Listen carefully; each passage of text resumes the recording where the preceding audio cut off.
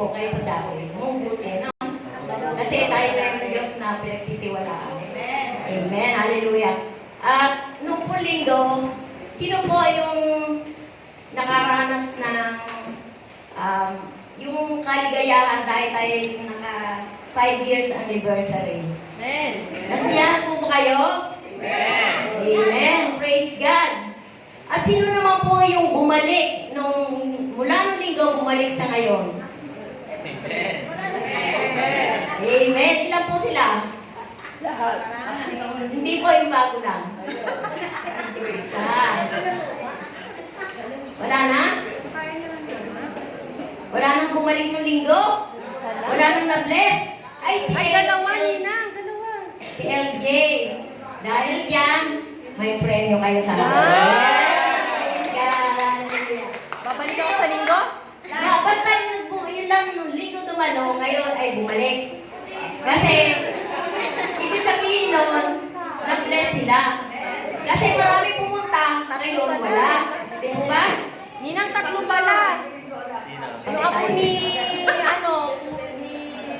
ayun o, si Isa. Samantha. Samantha? Samantha. O, dati na yan. O, yan, yung dalawa muna. Kasi, alam ko na nun lang sila dumating talaga nung linggo, ngayon bumalik. Di ba? Sa dami-dami ng umattend nung linggo, silang dalawa lang yung bumalik. Di ba? Wow! Ito yung premyo mo, anak. Utang yung isa mamaya pagbaba ko. Oh, Sandri. Diba? Napakasarap magpasalamat sa ating Panginoon. Oh, thank you. Ilista mo daw yung sa'yo.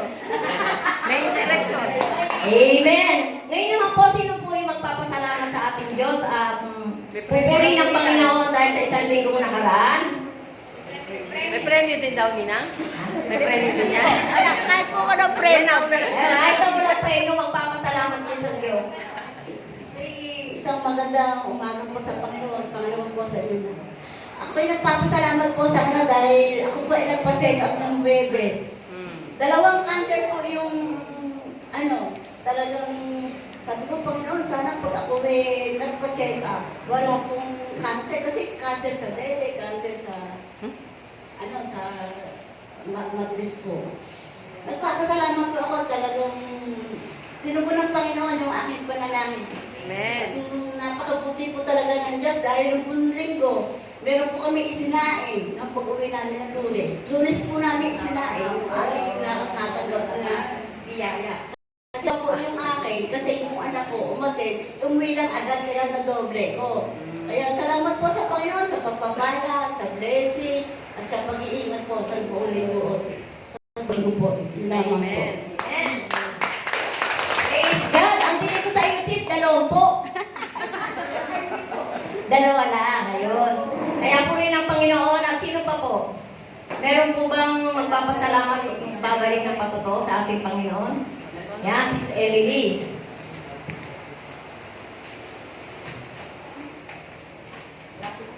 Po magandang umaga po sa atin. Ako yung nagpapasalamat po talaga dahil dito sa The Lord is my banner, talagang tunay na nakilala ko yung ating Panginoon. Dahil ang tagal ko din naman na nagsisimba. Talagang wala akong, hindi talaga yung pumasok sa isip ko, pero dito kasi pinustos ako ng mga pastor dito kaya ang dami ko talagang natutunan dito na mga hindi ko talaga natutunan nung unang noong pa, kasi 9 na taon na yata ako nagsisimba ng Christian Bali, 5 taon na tong The Lord is my banner. Ayun, nung nakilala ko nung nag-lockdown, nakilala ko to, napunta ako dito. At wala na akong mapasokang simbahan dahil sarado, di po ba? Ayun, dito ako dinala ng Panginoon, dito ko rin siya nakilala ng tuloy. Kaya nagpapasalamat ako sa Panginoon dahil dinala niya ako dito. At nagpapasalamat din po ako sa mga pastor na walang sawang nagtuturo sa amin. At kahit na may mga palpak ko minsan-minsan, ay nawawakan kami. Inaamin ko naman na naliligaw ako, pero siguro humingi na ng pagkakataon ng gano'n na maalis ako paminsan-minsan dito. Pero hinihiling ko naman sa Panginoon na sana tuloy-tuloy na ako dito habang ako'y nabubuhay dito na ako magbibigay sa Panginoon. Pinagpapasalamat ko din sa Panginoon dahil dito sa akin ko na namaga, 2 linggo akong hindi nakapanahe. halos 2 linggo. Pero hindi pa rin ako pinabayaan ng Panginoon dahil 2 linggo, may paluwagan ako, may lending ako, may nag-aaral ako. Tapos may panggastos kami tubig kuryente. 2 linggo halos akong hindi nanangi dahil na-allergic ako. Eh, iba talaga kapag ng Panginoon tayo po ba? Dahil hindi na tayo mababayaan yung 2 linggo, ang dami kong bayarin, ang daming gastusin, pero hindi talaga ako nagipit. Promise hindi talaga. Kasi alam ko naman na yung Panginoon yung gumagawa ng paraan para ma-solve yung mga problema ko. Maraming salamat tayo sa amin. Praise God sa buhay ni Emily. Talagang ang Diyos ay nabuti sa kanyang buhay at tunay na nangungusap ang Diyos sa kanya dahil siya ay nagpapalalim at nagpapalalim sa salita ng Diyos. Dapat po talaga sa atin ay maging malalim sa salita ng Diyos. Para sa ngayon ay palagi natin siyang uunahin. Meron pa po ba? Wala na. Wala na po. Ako naman ang papasalamat. Salamat sa Diyos sa nakaraan na 5 taon na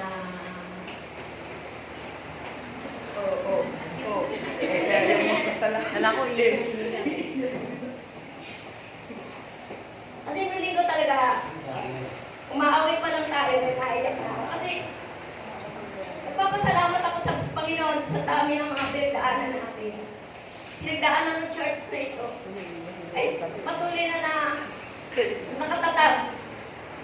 At patuloy na gumagawa ang Diyos sa buhay ng bawat isa. At sa buhay ng aking asawa, na may sakit na paggawa. Pero sa totoo po, hindi na po nakaipon ng pera, binibigyan po ng mga anak niya ng tig 2,000 allowance bawat isa. Pero alam niyo po ba, nilalagay niya lagi dito. Hindi na po nagtitira sa mismo sa wallet yan. Kaya, napakabuti naman ng Panginoon talagang, hindi naman niya tayo pinababayaan. Hindi po ba nasiyahan po ba kayo ng linggo? Pero yung ice cream masarap, di ba pampalamig yun, di ba? Masarap yung talaga may pampalamig. Kaya napakabuti ng Panginoon, as ang Diyos lang, ang papuri, ang pasasalamat. Dahil alam natin na marami pang bagay na gagawin ng Panginoon at darating ng Panginoon na tayo nakatayo dito sa simbahan ito. Amen? Pero ako po si LJ. Picture nyo. LJ. Baka makalimutan ko mami. Yan talaga yung bumalik talaga. Kasi ang inaasam natin yung unang talaga na pa-picture ba? Hindi pa Nagsisip-sip Nina kasi may papagawa uli. Kasi nung linggo walang kami picture, wala tayong picture. Kaya nga, di man na nakapagod. Nagulo ako, talaga hindi na po ako nakakain ng tanghalian. Hindi po ako nakaramdaman ng gutom. Nung ako'y makaramdam ng gutom, ay nung gabi na po na meron tayong inahanda konti para pagsalusaluhan natin. Nawala po kayong bigla. Ilan na lang po kami natira dito. Pero kahit ganun, sabi ko may hakapunan tayo. Umalis po kayo. Ayan. Si LJ. Tanong LJ nga pa.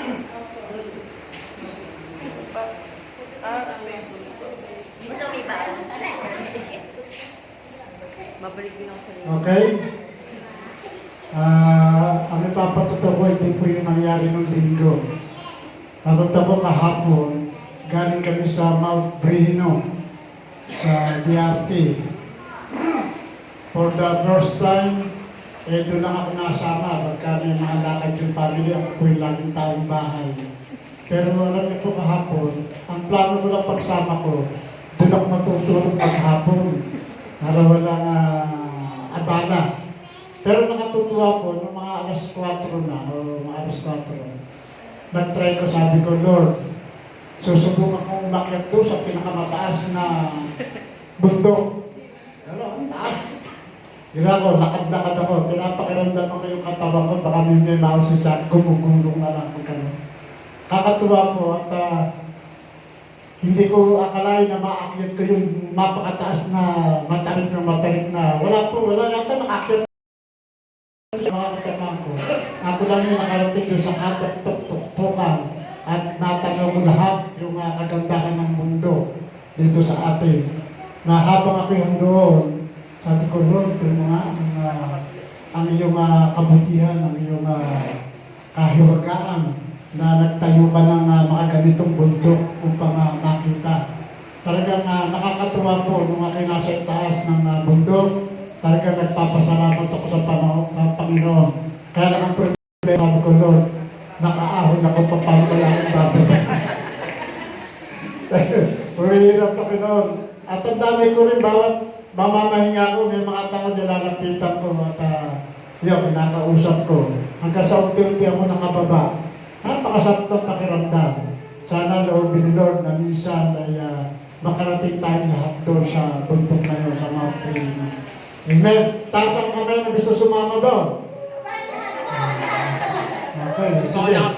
Okay, sige, kayo na lang. Naiwanan ako. So, ngayon po ay ihanda natin ang ating mga puso, yung ating isip. At mas maganda po ito kayo sa bundok. Kasi yung bundok natatanaw mo lang. Pero ito pong ating mapapakinggan ay maisa sa puso natin at magagamit natin ito sa ating pang-araw-araw na buhay. Kaya ngayon po, ihanda natin ang ating mga puso, makikinig tayo ng salita ng Diyos na dadali sa atin, Pastor Amati. Ay sige. Thank you po, Ninong.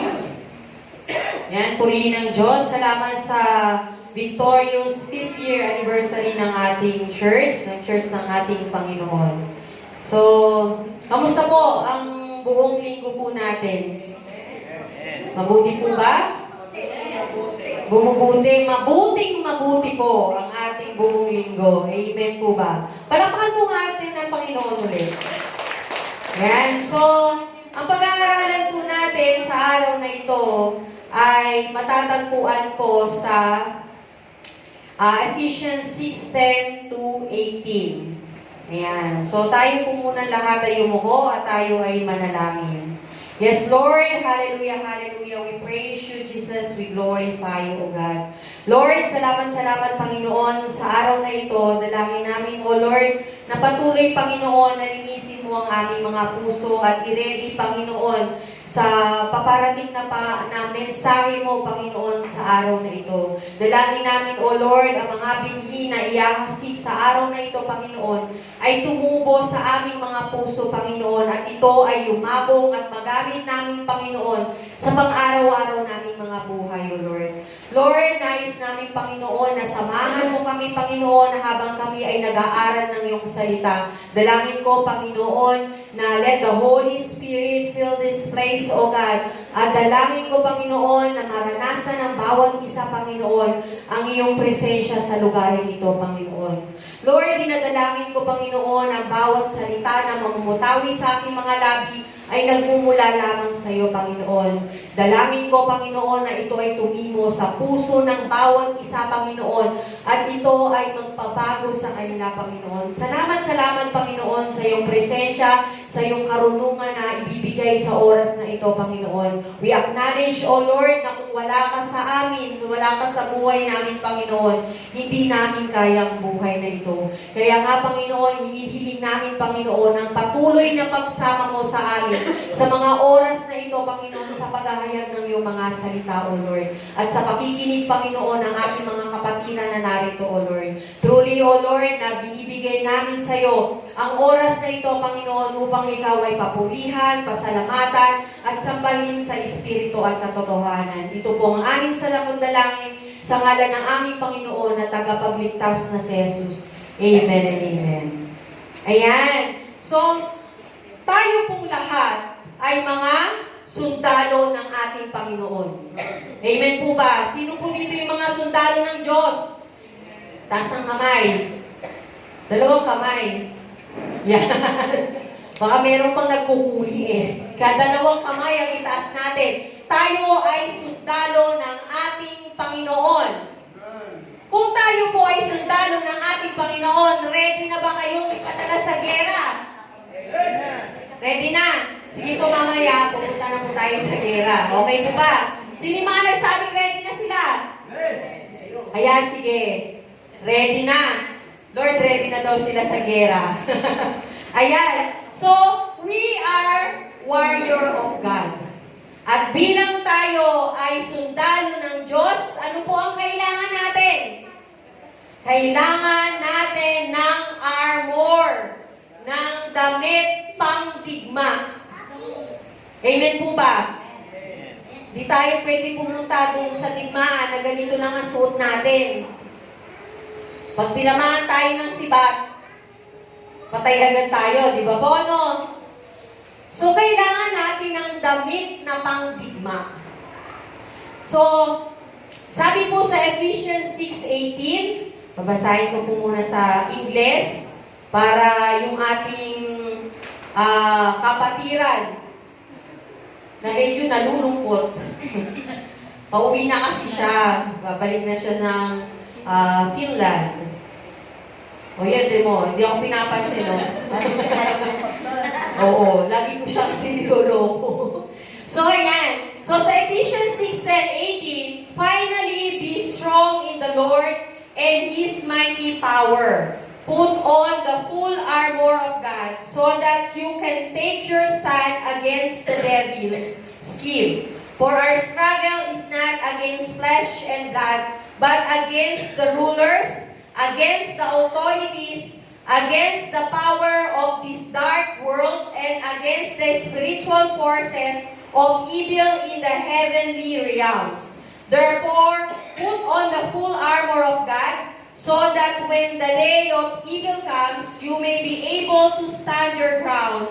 And after you have done everything to stand, stand firm then, with the belt of truth buckled around your waist, with the breastplate of righteousness in place, and with your feet fitted with the readiness that comes from the gospel of peace.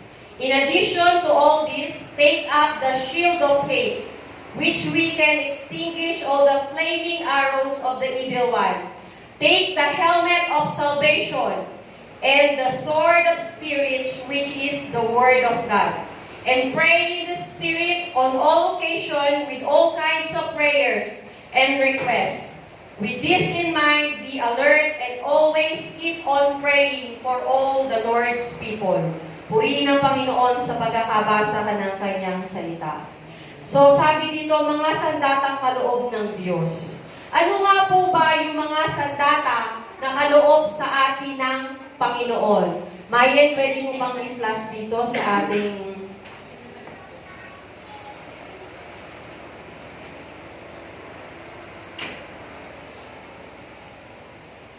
Yan, wait lang natin. So, yan. Yan ang full armor of God. Sinabi dito, yung una is belt of truth or yung sinturon ng katotohanan sa Tagalog po. Helmet of salvation, breastplate of righteousness, and sword of spirit, shoes of gospel of peace, and yung last po is shield of faith. Ayan. So, mamaya po, tatagalugin ko yan. Huwag po kayong mag-alala. Di na naman si Andrew makakaunawa. Ayan. Tatagalugin po na. So, tayo nga po lahat ay sundalo po ng ating Panginoon. At kailangan po, bilang tayo ay sundalo ng Panginoon, tayo po ay magsusuot ng kanyang armor. Hindi maaari na tayo ay mga sundalo pero hindi tayo nakasuot ng kasuotang pangdigma. Dahil sigurado, maaga tayong mawawala. Di ba po? Maaga tayong mawawala kapag hindi natin sinuot ang kasuotang pangdigma ng ating Panginoon. So kung tayo sa digmaan, may mga ilan sa atin na nagsasabi, ready na silang ipadala sa digmaan. Actually po tayo ay nasa digmaan na. Nasa digmaan na po tayo ng buhay na to.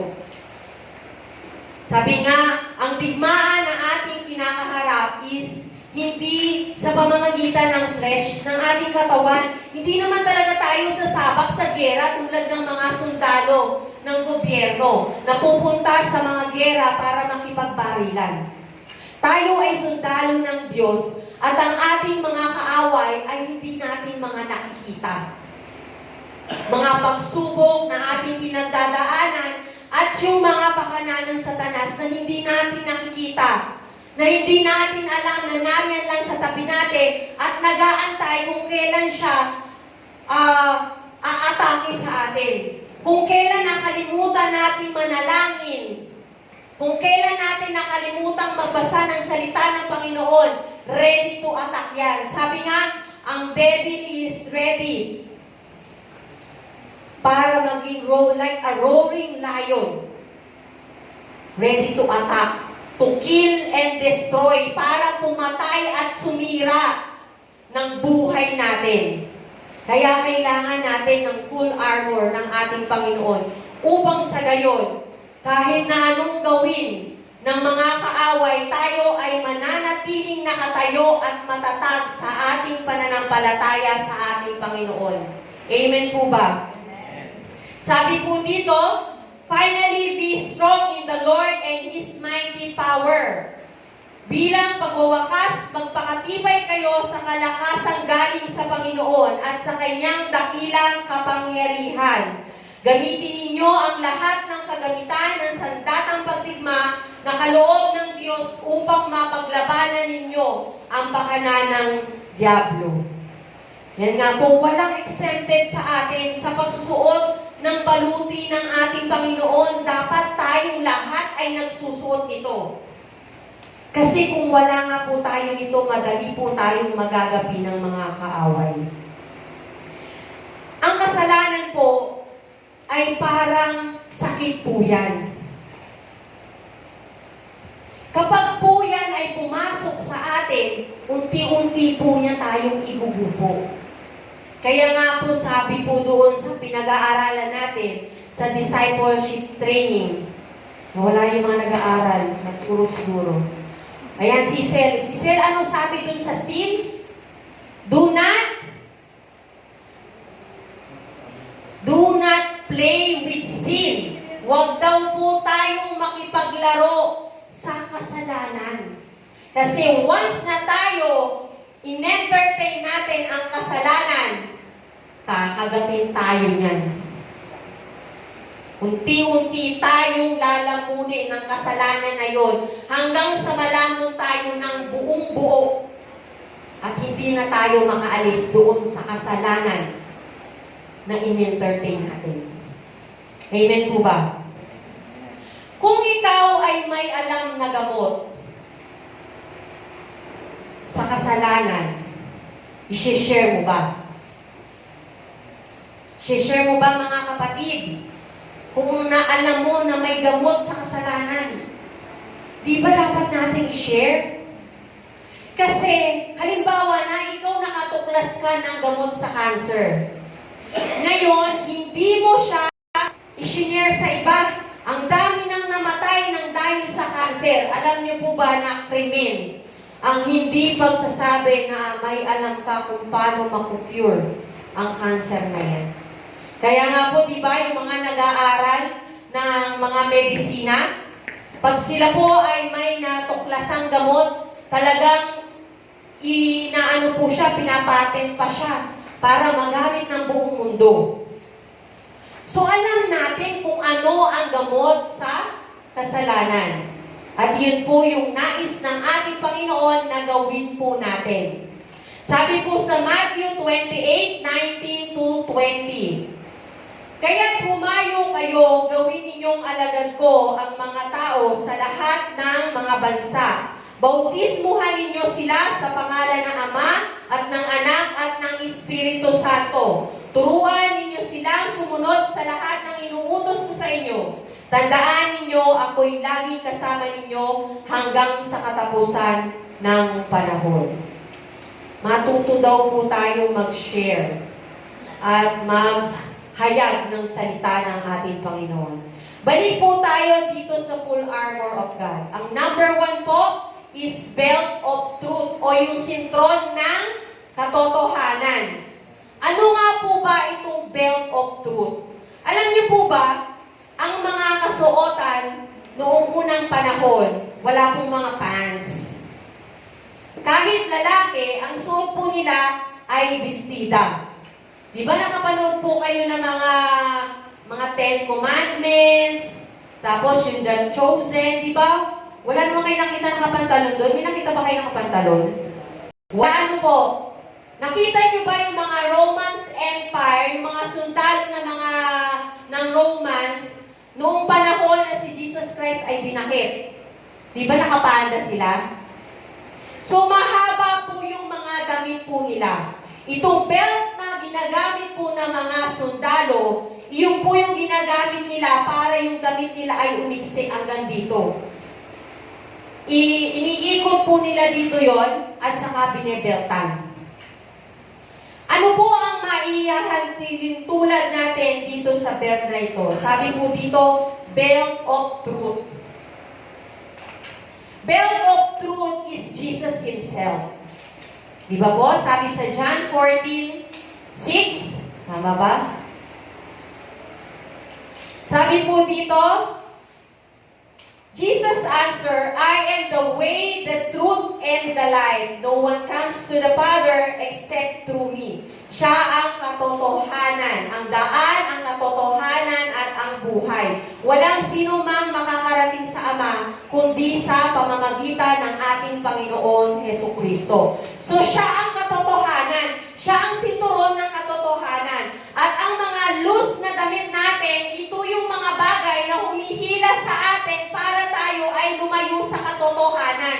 Kaya naman, kailangan natin siyang bitbitin at itali sa ating mga bewang sa pamamagitan ng sinturon ng katotohanan ng ating Panginoong Hesukristo. Upang sa gayon ay hindi maging sagabal sa buhay natin.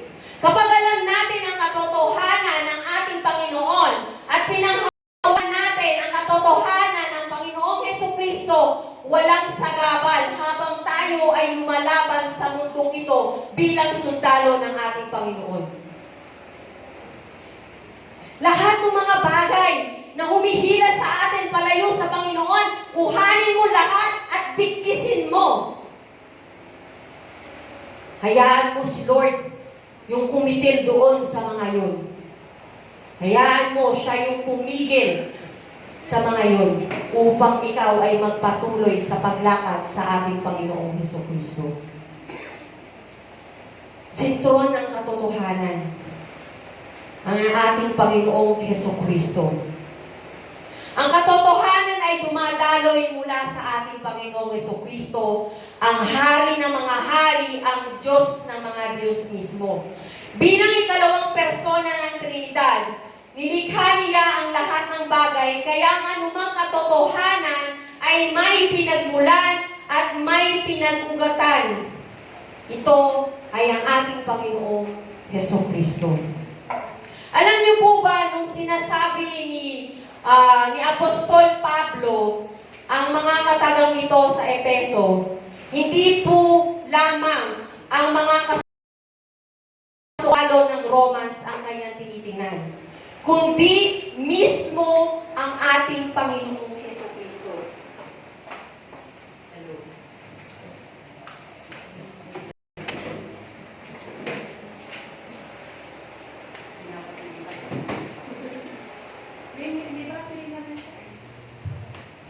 Amen. Hello. Happy na to live. Ayan. Diba rin malakas ang boses ko? Amen. Ayan. So alam niyo po ba na ang tinutukoy dito ni Pablo ay ang ating Panginoong Hesukristo. Sabi po sa Isaiah 59:14-17, dito po matatagpuan kung paano inilarawan ang ating Panginoong Hesukristo bilang darating na tagapagligtas natin, bilang isang mighty soldier. Sabi po dito, sa talatang ito, inilarawan ng propetang si Isaias ang espiritual at moral na pagbaksak ng bayan ng Israel. So sa panahon po na yon, ang mga Israelita, kahit na marami nang gumagawa ng kasalanan, walang pakialam ang iba sa kanila. Hinahayaan po nila. Wala silang pakialam kahit na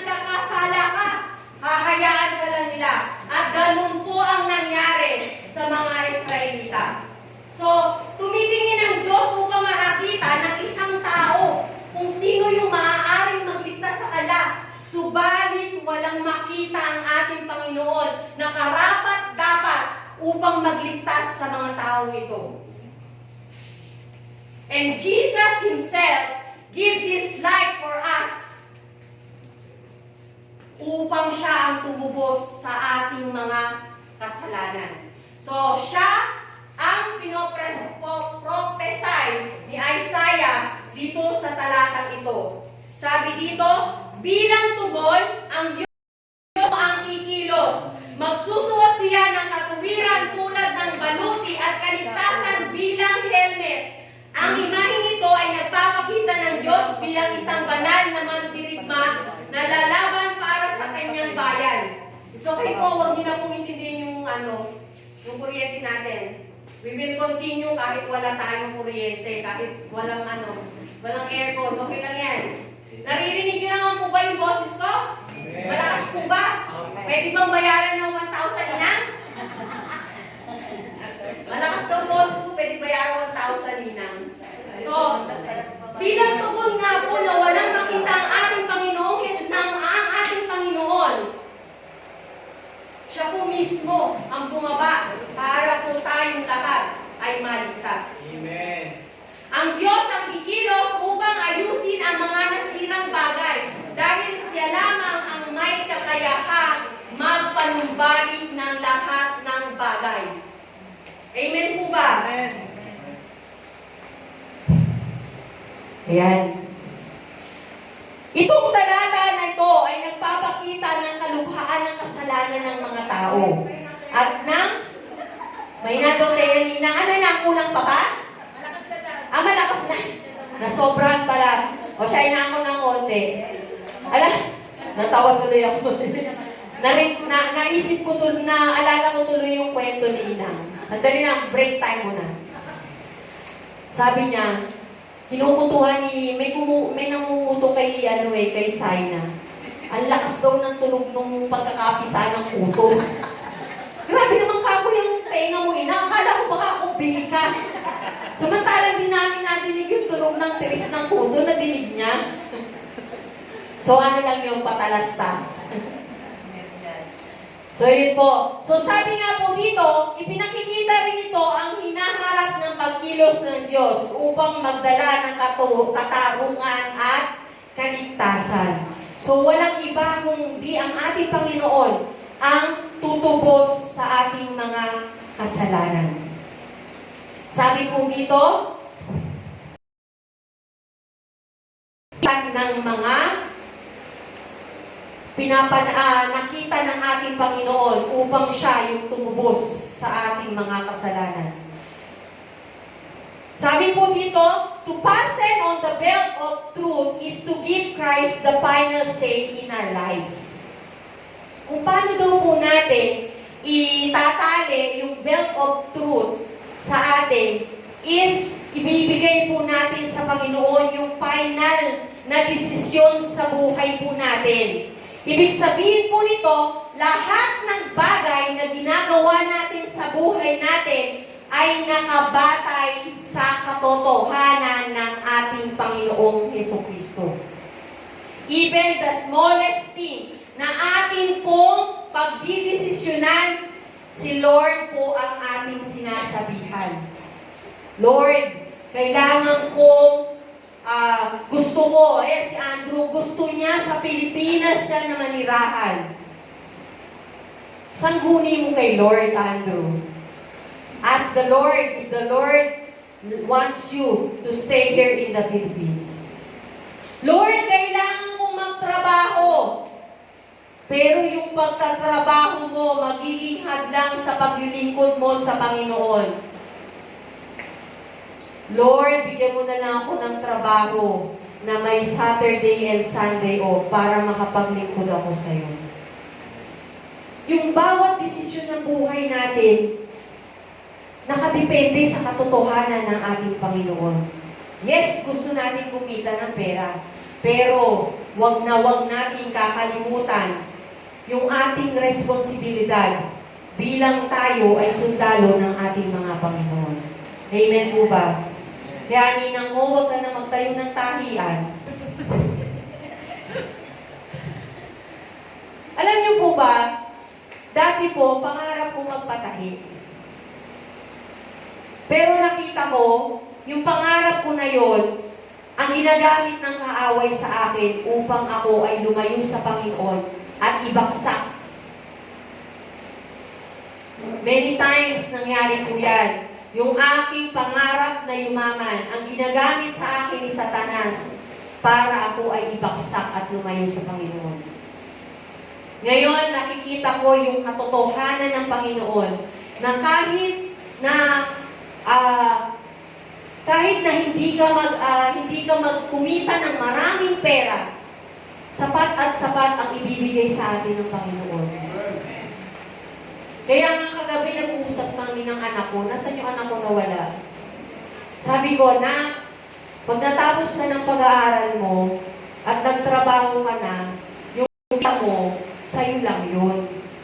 Kasi may trabaho naman si papa mo. Ipunin mo, bili mo ng gusto mo, kung ano yung gusto mong gawin dun sa pera mo, ikaw na ang bahala. Kasi yung kinikita ni Dondon, isapat na sa amin. Bakit kailangan mo pang magpakahirap na magpakahirap? Eh sabi nga ng Panginoon, alam niyo po ba ang blessing ng Panginoon kung kanino dumadaan? Sa lalaki po. Dumadaan ang biyaya ng Panginoon sa isang pamilya. Yun po yung katotohanan.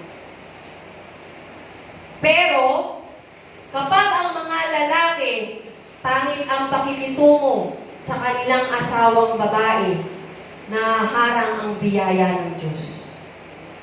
Yan, nasa Biblia po yan. Hindi ko lang iano po, kasi siningit lang ng Panginoon. Hindi talaga siya part nitong ating message for today. Bigla lang pinaalala sa akin ng ating Panginoon. So sabi dito, yung belt of truth renews our mind in Scripture. So kapag kilala natin ang katotohanan, tayo ay babaguhin ng salita ng ating Panginoon. Di ba nga po, si Jesus Christ is the Word. Siya ang katotohanan. At kapag kilala natin si Jesus Christ, tayo ay mag-aaral ng salita ng Panginoon. Lalo natin siyang sasaliksikin upang makita natin ang katotohanan. Sabi po dito, when we fasten on the belt of truth, continually filling our minds and heart with Scripture, tayo po ay mananatili or hindi po tayo madaling malilinlang ng kaaway. Kung patuloy po tayong nag-aaral sa salita ng Panginoon, the moment na lumapit na ang kaaway, alam na natin na yung bagay na ibinibigay sa atin ay hindi para sa atin, na iyon ay ginagamit lamang ng kaaway para tayo ay kanyang mawasak.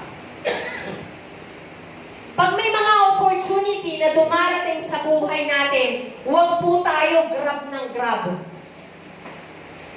Tingnan po natin kung ito ba ay galing sa Panginoon or hindi. Kapag hindi po galing sa Panginoon ang isang bagay na yan o oportunidad, sigurado po, iyan po ay ginagamit ng kaaway para po tayo ay bumagsak. Kaya alamin po natin ang palalim po tayo sa ating Panginoon. Number 2, the breastplate of righteousness. Ayan po, yung nakalagay po dito ng mga sundalo, yung isinusuot po nila na mabigat, na hindi kayang buhatin na. Yung po ay yari po yun sa bakal. So yung mga palaso na tatama, hindi po sila babaon dahil nga po ito ay yari sa bakal. Ang breastplate of righteousness, ito po ay proteksyon sa atin laban sa kasalanan. And the righteousness Himself ay ang kabanalan ng ating Panginoong Jesucristo. Ang Kanya pong kabanalan. So sabi nga dito, nais ni Satanas na tayo ay mag-compromise sa buhay natin. Lahat ng oportunidad na dumarating sa atin, sige, grab. Hanggang sa na-compromise na ang iyong pananampalataya sa Panginoon. Hindi ka na nag-attend ng church dahil napakarami mo mga order. Hindi ka na pumunta ng mga Bible study. Hindi ka na nag-prayer meeting dahil tambak ang iyong mga tahiin, tambak ang iyong mga order. You're compromising your faith dahil doon sa mga ibinibigay sa iyo ni Satanas. Sabi dito, when you compromise yung faith, yung ating yung righteousness, ito pa po yung isang sample po nito. Sabi po dito, ito po yung mga ginagamit ng mga justification. Ayos lang yan, marami namang gumagawa yan. Diba po? Nino-normalize na yung kasalanan. Okay lang yan, marami namang gumagawa niyan. Okay lang yan, legal na yan. Okay lang yan, kasi lipunan. Okay na yan, kasi mahal ka ng Diyos. Puro okay lang, nino-normalize na yung mga kasalanan na dapat hindi natin ginagawa. So sabi po dito, ang tama ay tama at ang mali ay mali. Hindi porke maraming gumagawa ng bagay na yon, it makes it right. Hindi porke maraming gumagawa ng isang bagay, tama na yon. Dahil maraming nagsisinungaling, nagsinungaling ka na rin. Dahil maraming umiinom, uminom ka na rin. Dahil maraming nakikipag-chismisa, nag-chismis ka na rin. Di ba po? Maraming uma-absent sa church. Ma-absent ka na rin. Okay lang yan, sabi ni Satanas. Tuwan-tuwa yun. Ngisi pa ng ngisi. So, sabi nga ng pastor namin dati, hindi dahil sa maraming gumagawa ng isang bagay, iyon ay tama. As a Christian, hindi tayo dapat makikiuso. Maraming mga bagay na trending sa panahon ngayon na nagiging dahilan ng pagkakasala ng tao. Okay lang yan, trending ngayon makikiuso. Huwag kapatid. Sabi nga sa Romans 12:2, do not conform to the pattern of this world and renew your mind. Di ba po? Huwag daw tayo makiayon sa mundong ito. Nakikiayon tayo, susumasama tayo doon sa kasalanan. We are compromising the righteousness. Your righteousness na kinuha natin sa Panginoon, na ibinigay sa atin ng Panginoon.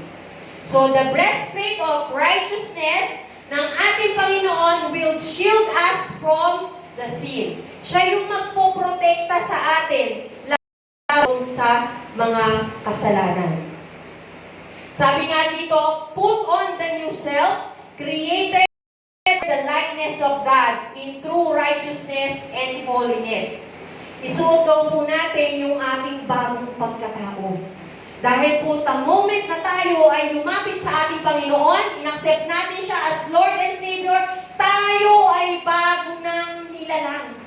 At ini-encourage tayo ni Apostol Pablo na isuot natin ang ating bagong katauhan.